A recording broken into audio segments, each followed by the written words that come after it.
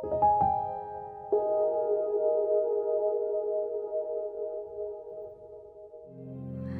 saudara yang dikasihi Tuhan, senang sekali kita berjumpa kembali di dalam acara firman dan kesaksian hidup yang akan memberikan kekuatan kepada setiap kita setiap hari, setiap saat, karena firman itu hidup. Dan bersama dengan saya ada Pastor Monik Martin Supit. Shalom Pastor Monik. Dan saya percaya ada banyak hal yang Tuhan pernah kerjakan dan sedang dan akan kerjakan selalu dalam hidup Ibu Monik.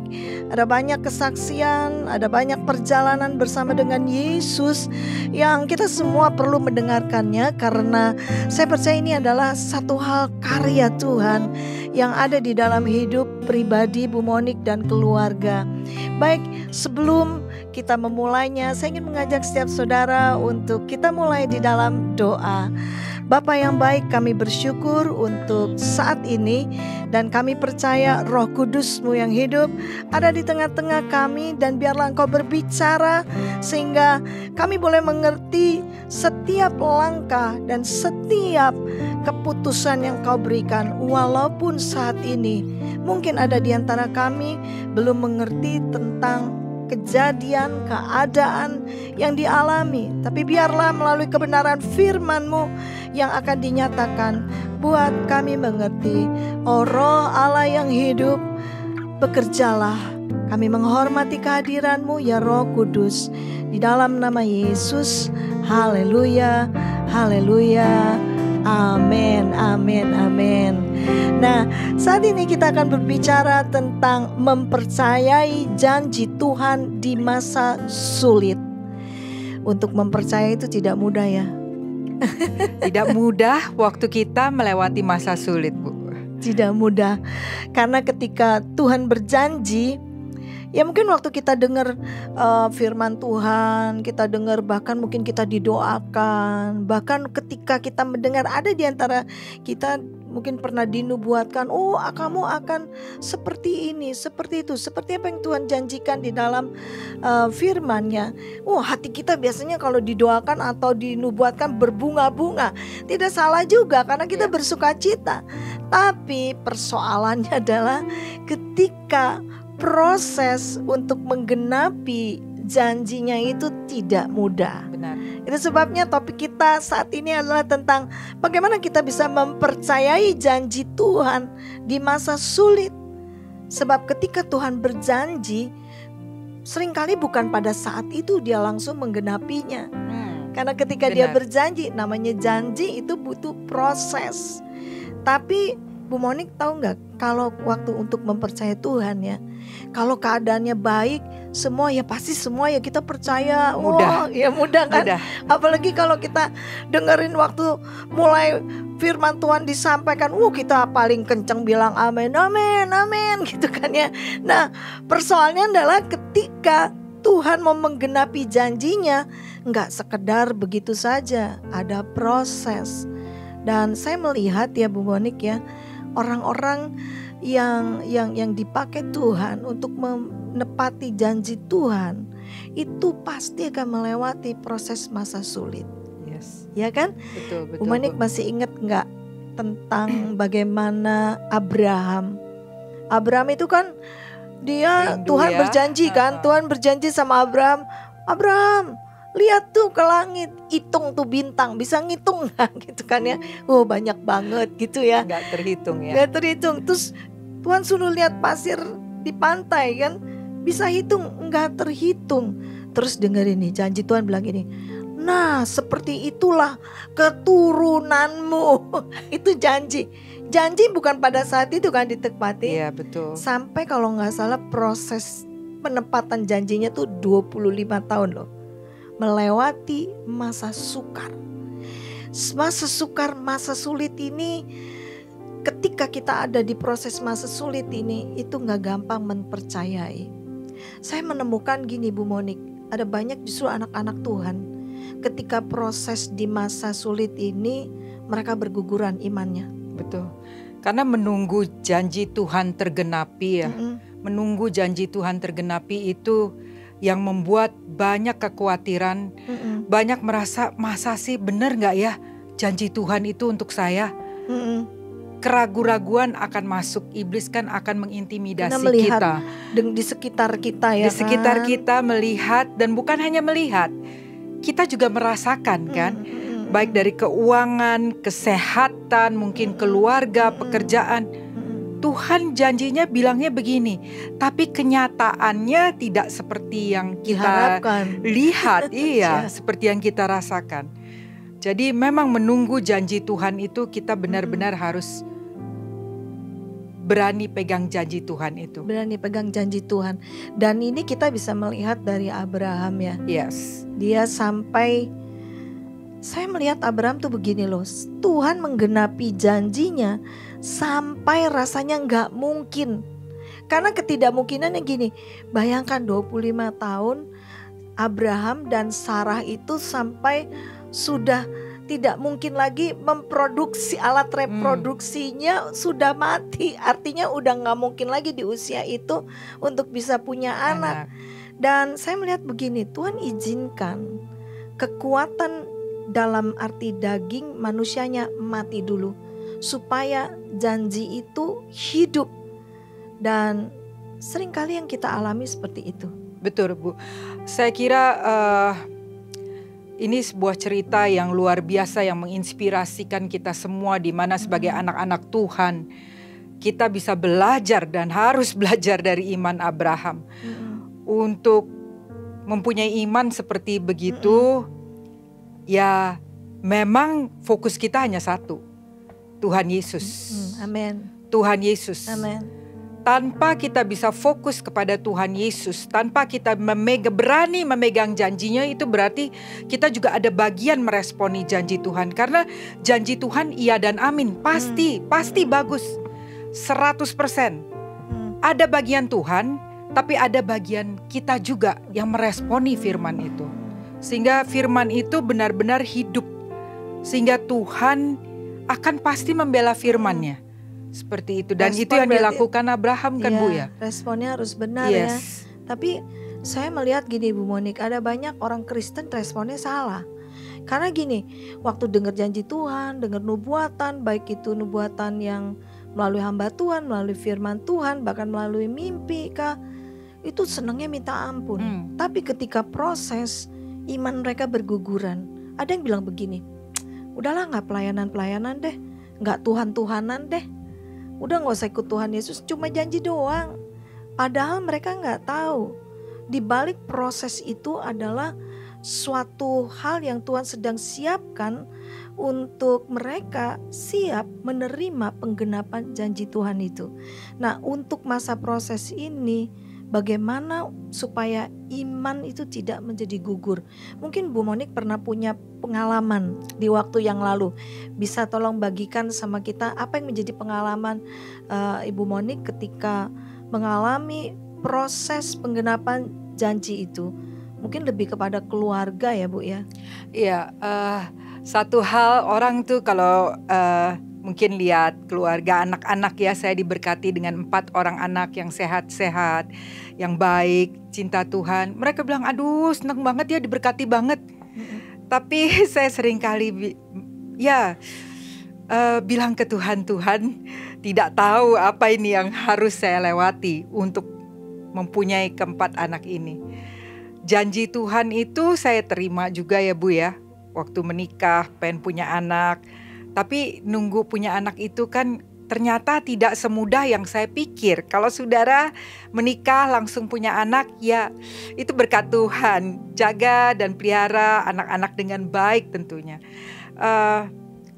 Tuhan baik dalam menunggu, walaupun sulit menunggu. Tuhan beri kekuatan, doa, puasa. Tahun, Bu, nunggunya? Pertama nih kan? Anak pertama 3,5 tahun ya. Sampai tahun ke 4,5, ke 5? 3,5 tahun kemudian Tuhan bukakan saya hamil dengan anak yang pertama melewati doa dan puasa. Kemudian sesudah anak pertama, suami saya pengen punya anak lagi Bu. Pengen cepet Kadang-kadang suami begitu ya, pengennya cepet gitu, emangnya kayak pabrik kali gitu ya.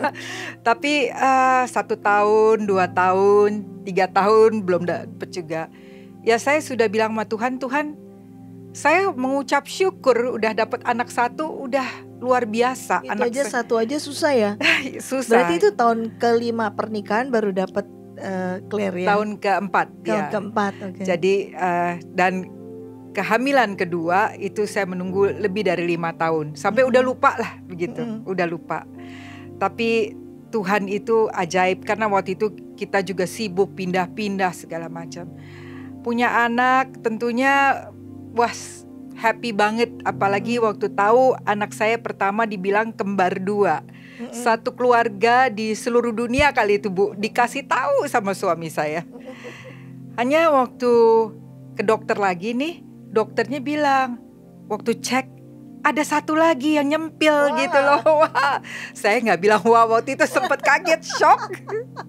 Rasanya jujur waktu itu saya kaget, takut, maksudnya nggak pernah terbayang 3 begitu ya. 2 aja udah luar 2 biasa. aja suami saya sih happy, saya juga sempet ya begitu. Tapi waktu 3, nah waktu sudah terima janji Tuhan 3 orang anak, Tuhan kasih konfirmasi Bu. Waktu kita minta konfirmasi sama Tuhan, Tuhan itu Tuhan yang baik, dia meneguhkan, selalu meneguhkan. Dia beri janjinya. Tetapi nih Bu ya, sesudah menerima konfirmasi, lepas konfirmasi baik dari keadaan, baik dari segala macam lah. Nah, keadaan saya, kesehatannya semakin menurun. Gak bisa makan, gak bisa minum, sampai di satu titik terendah duduk aja saya gak bisa. Begitu lemahnya. Ke dokter pertama, karena usia juga saat itu di atas 30 ya, sudah pregnant, dikatakan harus selective abortion, berarti harus digugurkan 1 yang paling kecil Bu. Ya Ibu tahu dah yang paling kecil itu yang perempuan justru. Tapi kan kita masih berusaha kan, udah jangan terima janji Tuhan, terima. Ke dokter kedua dong. Ke dokter kedua ternyata di dokter kedua juga dibilang melihat keadaan tubuh saya, tentu seorang dokter dia harus menganalisa, mengevaluasi sesuai dengan keadaan tubuh dan dikatakan selective abortion lagi. Tuhan beri kekuatan. Keadaan tubuh saya makin lemah nih, makin lemah, makin menurun. Makan gak bisa Bu, minum gak bisa, bahkan diinfus pun supaya makanan masuk itu keluar lagi. Keluar lagi Bu, gak bisa, benar-benar tubuh saya benar-benar sudah begitu lemah. Jujur, udah deh, pengen keluarin aja. Dokter juga udah bilang, ya. Dokter ketiga udah katakan tidak bisa. Kalau dia katakan kepada suami, tapi saya ada di sebelahnya, dia katakan kalau saya tetap meneruskan kehamilan saya di usia 6 bulan pregnancy, kehamilan, di list penyakitnya, segala macam penyakit, bahkan dia bilang saya akan mati, begitu. Kaget. Suami saya sempat takut juga kan? Enggak, suami saya sempat gregetan sih, gitu. Saya pikir ya Tuhan itu luar biasa Bu. Tuhan kasih pengurapan kepada suami saya untuk berani pegang janji Tuhan. Karena itu saya belajar juga suami istri, kesepakatan antara suami istri itu penting sekali. Unity antara suami istri itu membawa berkat ya. Mazmur 133 juga mengatakan ya, ada kerukunan dalam kebersamaan, berkat itu turun. Jadi melewati itu loh Bu. Saya pregnant juga gak mudah, Bapak Ibu Saudara sekalian, keluar masuk rumah sakit. Karena jadi selama kehamilan itu keluar masuk rumah sakit. Lebih banyak di rumah sakitnya apa di rumahnya tuh? Kalaupun di rumah saya sakit, lemah. Jadi lebih banyak sakitnya daripada kuatnya. Iya betul. Dan bahkan waktu 4,5 bulan, dokter saya yang keempat itu luar biasa. Dia mau mengambil saya sebagai pasien high risk patient, tapi dia mau sedot cairan dari perut saya ya, karena dibilang di atas 35 biasanya pada umumnya akan lahir ada kelainan.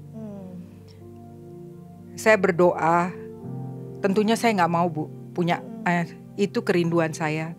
Tapi saya bilang sama suami saya, kalaupun Tuhan memberi, anak kami berbeda, Tuhan tidak pernah salah. Tuhan tidak pernah salah. Saya nggak mengerti banyak hal melewati masa sulit ini, berjalan dengan iman itu susah banget. Tapi kami jalani, tidak mau. Akhirnya firman Tuhan itu memang benar-benar datang ya, kuat. Firman Tuhan katakan, saudara-saudaraku kekasih, berdiri teguh, jangan goyah. Jadi apapun yang saudara dan saya lewati, walaupun kita merasakan nih sakit, kita melihat dompet kita nggak ada uang lagi, kita melihat pernikahan nggak ada jalannya lagi lah, no way. Atau melihat anak-anak udah kabur, anak-anak udah jauh daripada Tuhan, minta firman Tuhan. Karena firman Tuhan itu waktu kita imani, waktu kita responi firman itu, waktu kita hidupi firman itu, itulah kekuatan. Amin, amin. Kekuatan melewati hari lepas hari. Orang bertanya, gimana sih kamu membesarkan anak-anak waktu bayi, waktu melewatin itu? Udah gak usah pikir panjang-panjang. Hari lepas hari, berdiri teguh janji firman Tuhan.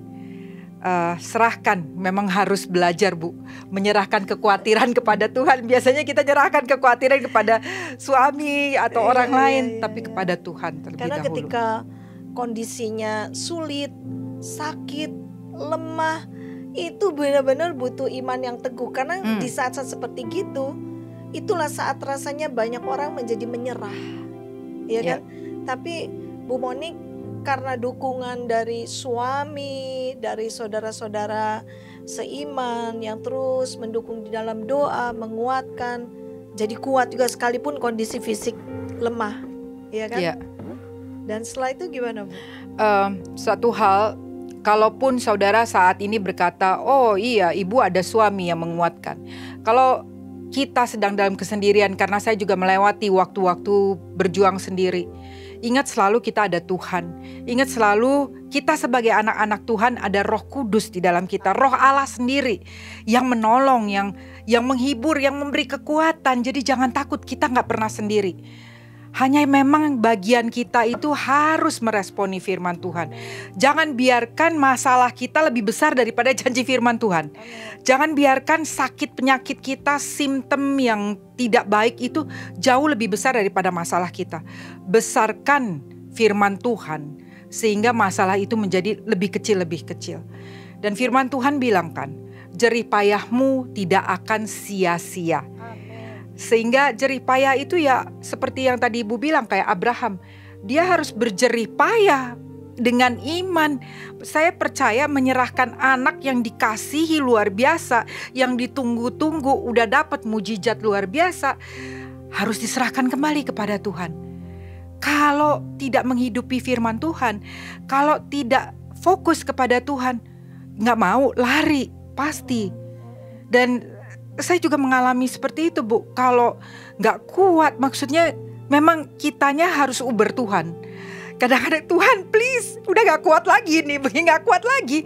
Kita bukan orang kuat, tapi ya itulah kemurahan Tuhan, Roh Kudus menolong kita. Saya ingat ya ketika Bu Monik lagi mengalami masa yang sulit sekali, saya dikirimin foto kan sama Bu Monik kan, dikirimin pakai oksigen, duduk di kursi roda. Saya sampai dalam hati saya bertanya, ya ampun, ini wanita yang perkasa, yang kuat, yang biasanya kan gesit gitu ya, tiba-tiba jadi seperti makhluk yang beda, lemah di kursi roda, dan belum lagi perutnya besar seperti kan lumba-lumba loh Bu waktu itu. Ternyata saya nggak bisa lihat kaki saya loh Bu, karena perutnya besar banget gitu loh, besar banget.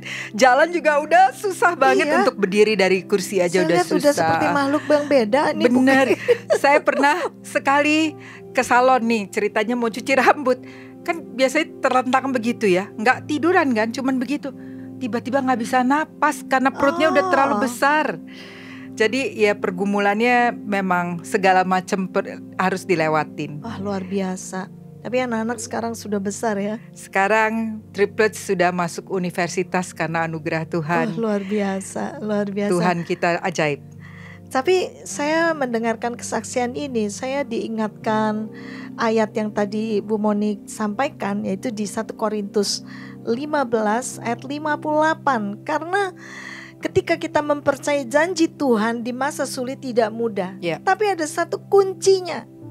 Ya, ada kuncinya, yaitu yang pertama, iman kita tidak goyah, tetap berdiri teguh. Dikatakan begini, karena itu saudara-saudaraku yang kekasih, berdirilah teguh, jangan goyah. Berdiri teguh, artinya berdiri teguh tuh jangan goyah, artinya kalaupun ada angin, ada hantaman, tetap stand firm, teguh gitu loh, nggak goyah. Dan seperti itulah iman kita, walaupun dikatakan dalam kitab Roma pasal 4, di situ bagaimana pernyataan daripada Abraham, walaupun Abraham tidak punya alasan untuk mempercayai, tapi Abraham tetap mempercayai. Roma 4 ayat 18 sampai 19, di situ dikatakan bahwa tetap percaya. Itu yang namanya berdiri teguh, tidak goyah, tetap mempercayai walaupun keadaannya. Walaupun keadaan Abraham sudah tidak mungkin lagi bisa punya anak. Keadaan Sarah sudah tidak punya anak. Dia tetap percaya janji Tuhan. Amin. Janji Tuhan baru akan digenapi setelah melewati proses sulit itu. Benar. Ternyata proses kesulitan dalam hidup kita itu adalah proses yang indah, karena disitulah iman kita menjadi kokoh, ya kan? Kita mengalami Tuhan lebih dalam, semakin intim sama Tuhan. Dan bahkan di sini ayat selanjutnya dikatakan gini, dan giatlah selalu dalam pekerjaan Tuhan. Artinya fokus aja, jangan karena kesulitan, jangan karena untuk mempercayai Tuhan lalu harus melewati kesulitan, akhirnya kita meninggalkan Tuhan. Betul. Ya kan? Akhirnya kita goyah, akhirnya kita tidak melayani. I think itu salah satu kuncinya ya Bu yang saya alami. Dalam masa sulit ada dua respon biasanya, either kita cari Tuhan atau kita lari dari Tuhan. Nah, saat ini kalau saudara ada yang mengalami masa sulit, jangan lari dari Tuhan. Karena pertolongan kita hanya datangnya daripada Tuhan, hanya dari Tuhan. Tuhan Yesus. Lari ke Tuhan. Amin. Semakin kita mencari Tuhan, semakin kita hidup bisa mengalami Tuhan, intim Tuhan itu luar biasa kok. Sangat mengayomi, sangat melindungi, sangat mengasihi. Datang kepada Tuhan. Air mata saudara pun berharga di mata Tuhan. Semakin kita dekat sama Tuhan, itu seperti begini. Saya selalu lihat kayak pohon ya. Pohon kalau misalnya ada hujan keras, badai, itu akan bergoncang kan. Tetapi kalau pohon itu akarnya kuat, dia bergoncang, tapi akan kembalinya cepat. Tapi kalau akarnya tidak kuat, walaupun kelihatannya pohonnya tinggi gitu ya, tumbang. Nah, akarnya itu tergantung saudara dan saya kan ya. Mau gak kita berakar bersama Tuhan? Mau gak kita cari Tuhan? Mau gak Tuhan itu berperkara dalam hidup kita? Dan saya percaya Tuhan gak pernah loh tinggalin anak-anaknya. Gak pernah. Dia sangat mengasihi saudara dan saya. Karena itu dia mati disalib ya. Supaya bukan hanya menebus dosa kita semua, bukan, tapi lebih daripada itu. Menyembuhkan kita dengan bilur-bilurnya, mematahkan setiap kutuk-kutuk. Jadi cari Tuhan Yesus lah, cari Tuhan Yesus. Dia selalu ada bersama saudara dan kita semua. Berarti fokusnya untuk tidak goyah itu adalah cari Tuhan, ya kan? Untuk fokus tidak goyah, cari Tuhan. Saya diingatkan ayat di dalam kitab Mazmur, carilah Tuhan, ya kan? Carilah Dia selalu, carilah wajahnya selalu. Artinya mencari Tuhan itu bukan cuma sekali, dua kali, tapi cari. Nah, masa sulit ini bagus untuk kita, karena kan kita jadi cari Tuhan, benar gak Bu? Asal kalau Tuhan sudah menjawab doa-doa kita, sudah disembuhkan, jangan berhenti, betul. Jangan berhenti, tetap cari Tuhan, tetap bangun hubungan. Itu yang membuat firman itu semakin lebih lagi, jadi akarnya tuh makin kuat. Tetap Makin cari kuat. Tuhan. Yes. Jadi Jangan memang, stop. iya betul. Jangan sampai kita tuh cuma cari Tuhan ketika masa sulit, udah selesai masa sulit, goodbye my love, gitu kan ya, lari kemana-mana gak jelas gitu. Tapi dengarkan firman Tuhan ini, dikatakan bahwa jangan goyah. Dan selanjutnya, kalimat selanjutnya gini, sebab kamu tahu bahwa dalam persekutuan dengan Tuhan, jerih payahmu tidak sia-sia. Ketika masa sulit, kita bisa bayangkan goncangan yang kuat dan kita tidak goyah, itu diperhitungkan Tuhan sebagai jerih lelah kita. Kita tetap berdiri tidak goyah, dan jerih payahmu dikatakan tidak sia-sia. Amin. Sebab di dalam waktu Tuhan pasti menggenapi semua apa yang kita Amin. percayai janjinya, ya. Sebab itu mempercayai janji Tuhan di masa sulit memang tidak mudah. Tapi kuncinya adalah jangan goyah yang pertama. Untuk bisa jangan goyah, maka respon kita harus benar ya Bu ya. Karena di saat itulah kita bisa memilih, kita mau tetap ada di dalam Tuhan atau kita mau lari karena kita kecewa. Ya kan, ini cuma janji-janji doang, ya kan, tidak goyah. Yang kedua, untuk tidak goyah itu adalah miliki iman. Iman dalam Ibrani 11 ayat 1 dikatakan, iman adalah dasar dari segala sesuatu yang kita harapkan dan bukti dari segala sesuatu yang tidak kita lihat. Orang benar itu berjalan dengan iman. Iman itu adalah segala sesuatu kita belum yang lihat ya. Kita belum lihat. Kan Bu Monik belum lihat 3 anak itu lahir. Iya. Ya kan, bahkan 3 dokter menyatakan udah deh yang 1 dikeluarin aja supaya kamu selamat. Tapi Bu Monik kan mempercayai Tuhan walaupun kondisinya sulit, walaupun belum lihat 3 anak itu bakal keluar sehat apa enggak, karena diprediksi ya kalau lahir pun bakalan cacat lah, istilahnya gitu. Tapi Tuhan menguji hati Bu Monik, karena ketika Bu Monik bilang apapun yang terjadi itu tetap anakku, aku akan terima. Dan itulah yang membuat dimana ujian iman itu akan membawa kelulusan. Karena iman segala sesuatu yang tidak kita lihat, dasar segala sesuatu yang kita harapkan dari segala sesuatu yang tidak kita lihat. Kita berharap, Bu Monik berharap 3 anak ini muncul walaupun belum lihat, ya kan, tetapi tetap pegang janji Tuhan. Dan saya mau ajak setiap saudara, mungkin hari ini saudara ada di dalam satu kondisi yang kalau boleh dikatakan titik terendah. Engkau sedang di bawah, bukan zero ground aja, malah di bawah daripada itu. Pesan Tuhan, pesan firman Tuhan hari ini, jangan goyah. Karena sekali Tuhan kita berjanji, Dia tidak akan pernah mengingkari. Tuhan kita Tuhan yang hidup, yang tidak akan pernah mudah mengingkari janjinya.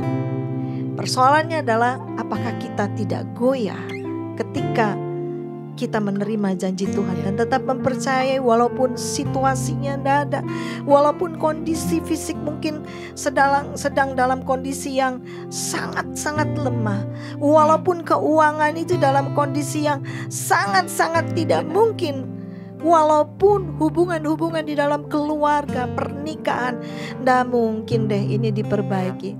Tapi ingat, segala sesuatu Allah bekerja melalui janji yang Dia buat. Hari ini pegang janji Tuhan dan percayai Dia sepenuhnya. Dan saya percaya ada di antara saudara yang hari ini mungkin sedang mendengarkan kesaksian dan firman Tuhan yang hidup ini.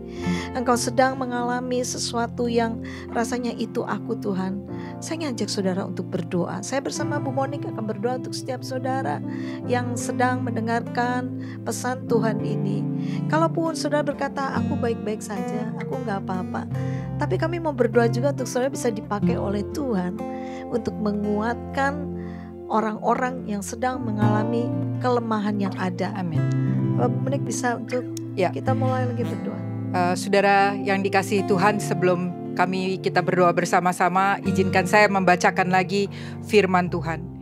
Berdirilah teguh, jangan goyah, jangan goyah, jangan goyah, dan giatlah selalu dalam pekerjaan Tuhan.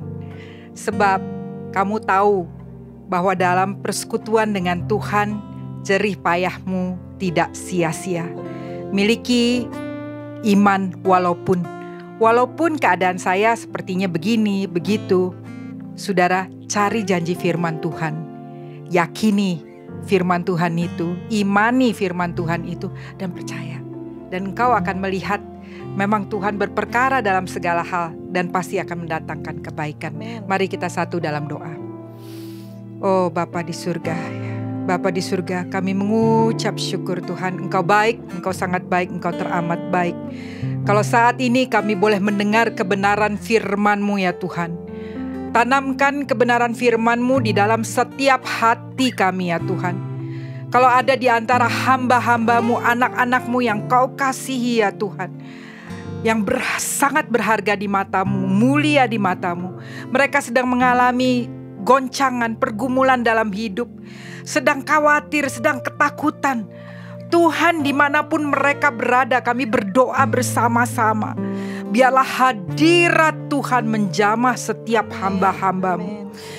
Bahkan iman mereka saat ini bergerak, bertumbuh, meresponi firman Tuhan, mencari firman Tuhan, menghidupi firman Tuhan. Sehingga firman Tuhan itu yang membawa setiap hamba-hamba-Mu melewati terobosan lewat terobosan. Firman Tuhan itu yang menjadi tuntunan. Firman Tuhan itu yang mengangkat dari keterpurukan ke terang-Mu yang ajaib. Sehingga firman Tuhan itu dalam setiap kehidupan hamba-hamba-Mu menjadi hidup dan menyatakan kebesaran Tuhan. Tuhan, kami berdoa, Engkau yang baik, jamah Tuhan, jamah saat ini. Dimanapun mereka berada, buka hati-Mu. Dan Ibu Betty akan terus meneruskan doa. Haleluya. Ketika saya mengalami masa yang sulit, saya punya satu kunci yang hari ini akan terus saya pegang kunci itu. Untuk memiliki iman yang tidak goyah, untuk bisa berdiri teguh, ucapkanlah syukur. Mengucap syukur dalam segala keadaan. Kalau mungkin ada di antara saudara, mungkin hari ini karena proses masa sulit yang terlalu sulit, kau sedang mundur daripada melayani Tuhan. Kembali lagi. Amin. Ayo kembali lagi melayani Dia. Kalau mungkin ada di antara saudara ditawarkan hatimu karena situasi daripada mungkin orang-orang di sekitarmu, sehingga engkau menjauh daripada Tuhan. Kau tidak lagi menjadi anak-anak Tuhan. Mari kembali lagi. Jangan goyah. Tetap setia kepada Dia. Dan ucapkanlah syukur. Haleluya. Tuhan ingin menyembuhkan engkau. Tuhan ingin memulihkan saudara. Tuhan ingin membangkitkan engkau semangatmu kembali. Untuk melayani Tuhan lebih lagi. Dan ingat, jerih payahmu tidak akan sia-sia. Apa yang sudah lakukan di masa sulit, Tuhan perhitungkan. Ku bersyukur, ku bersyukur, tak dapat ku balas kebaikanmu.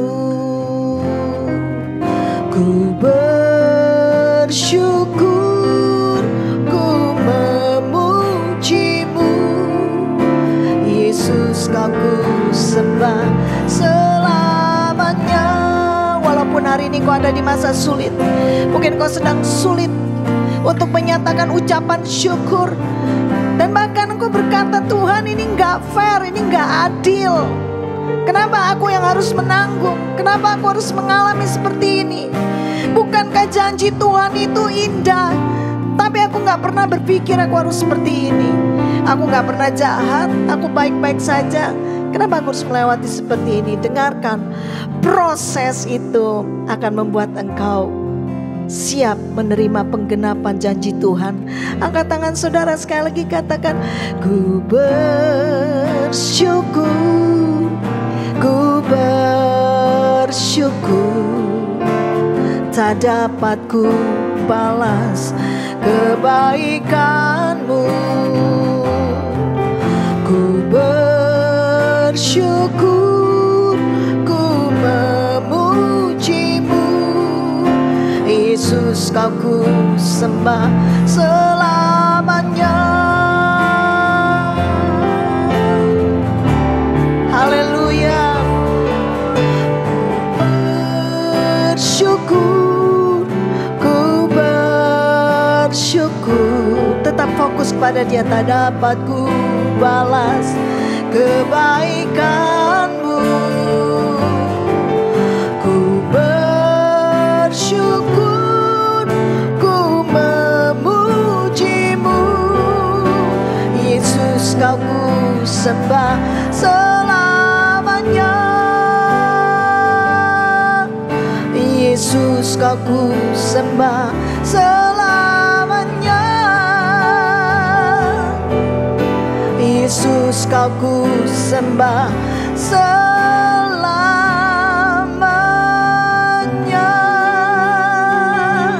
Terima pemulihan itu, terima kesembuhan itu, terima kekuatan itu. Dan jangan pernah goyah, jangan mundur daripadanya. Sebab proses masa sulit itu harus kita lewati. Tapi jangan pernah goyah. Bahkan melewati masa sulit itu, iman kita menjadi semakin kokoh, iman kita semakin kuat, kita semakin dekat kepada Dia. Dan pada akhirnya kita adalah orang-orang yang dipilih untuk menggenapi setiap janji Tuhan. Terima kasih Bapa yang baik. Haleluya. Dalam nama Yesus. Amin, amin. Kalau ada di antara saudara sedang mengalami satu hal di mana saudara sulit untuk berdoa, atau saudara membutuhkan dukungan doa atau konseling yang ada, silakan saudara menghubungi nomor-nomor yang ada di bawah ini. Dan ada para pendoa, ada konselor yang siap mendukung saudara dalam masa sulitmu. Tuhan Yesus memberkati. Shalom. Shalom.